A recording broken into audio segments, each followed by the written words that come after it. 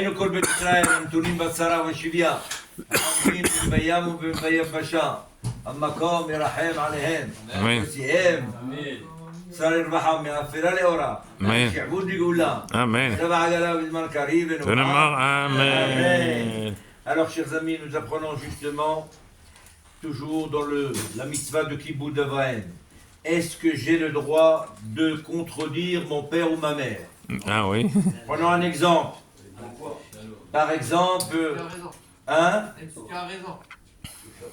Est-ce qu'on peut les contredire ou pas? Par exemple, quelqu'un est rentré à la porte, il tape, il dit ça et ça, et le père répond, et le fils intervient, il dit ah non, papa, tu as tort. Bien sûr qu'on n'a pas le droit de parler comme ça. C'est sûr qu'on n'a pas le droit. Par contre, dans Divrei Torah, dans les Chidushim, et dans les paroles de la Torah, oui, il y a une manière de parler, mais on peut. Parce que tous les deux, et vahev besoufa, hafochba va hafochba, adikul lava. Comme ça dit la Mishnah. Ah voilà, dans Pirkei Avot. Vous comprenez? Donc voilà, si un père raconte par exemple un événement ou quelque chose, mais pas tout à fait juste, mais le fils connaît un peu plus, est-ce qu'il peut lui dire non papa c'était pas comme ça? Là non plus. Il y a une façon. Il y a une manière de parler avec le père. Par exemple, s'il lui a donné un compte à vérifier et que le fils rend compte que le père il s'est trompé, il ne doit pas dire à son père, papa tu t'es trompé. Il doit lui dire, moi j'ai eu ce résultat-là, c'est tout. Tu as compris ou pas? Donc comment il faut faire? La même chose. Alors la halakha nous dit également, si son papa dort, est-ce qu'il peut le réveiller quand il sait qu'il a un client qui l'attend? Il attend pour faire des affaires avec lui et il a besoin de la signature de son père. Est-ce qu'il peut le réveiller ou pas? Qu'est-ce qu'il pense? Bruno, qu'est-ce qu'il pense? Hier, on a dit qu'on n'avait pas le droit de le réveiller s'il y avait rien. Maintenant, peut-être qu'il a besoin d'argent, le père, il a besoin pour sa parnassa. Peut-être que oui.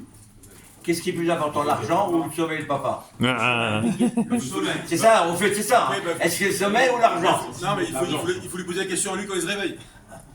Il peut m'engueuler. Ah, tu vas pas réveiller. On a un gros contrat, tu vas pas réveiller. Ah, alors ça, si tu sais que ton père risque de te passer un savon après, tu aurais dû me réveiller, par exemple, ou etc. Là, oui. Mais normalement, c'est pas pour aujourd'hui les enfants. Dès que le téléphone sonne, oui, c'est qui? Pour les papas. Papa! Alors que papa il dort, le pauvre. Oui, mais il y a une façon de réveiller. Alors, on a posé la question. Écoutez ce que le Gemara dit. On a posé la question à un rave qui s'appelle Shaalout Rabbi Azar. Ils ont posé la question à Rabbi Azar. Ils ont dit le Kibbutz Avraham quand il dort, où il est là-dedans? Qu'est-ce qu'il faut faire? Il leur a dit il y a un ministre. Il y a un monsieur riche, très riche, qui n'est pas juif, qui s'appelle Dama Ben Netina et qui habite à Ashkelon. Rendez-vous chez lui. Allez-y voir comment il se comporte. Serge?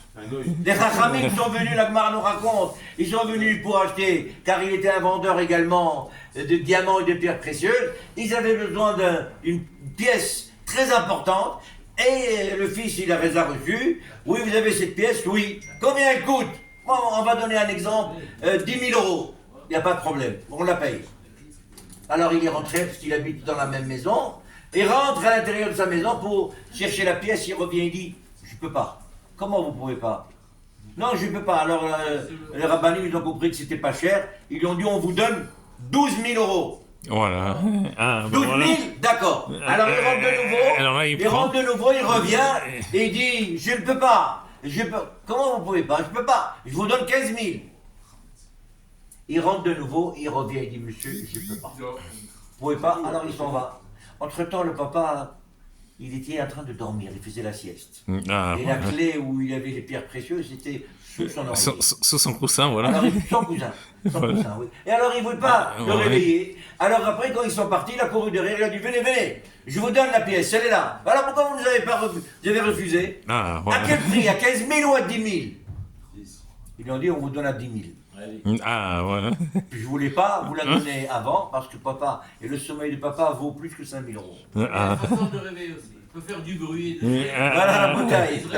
Chazak, voilà.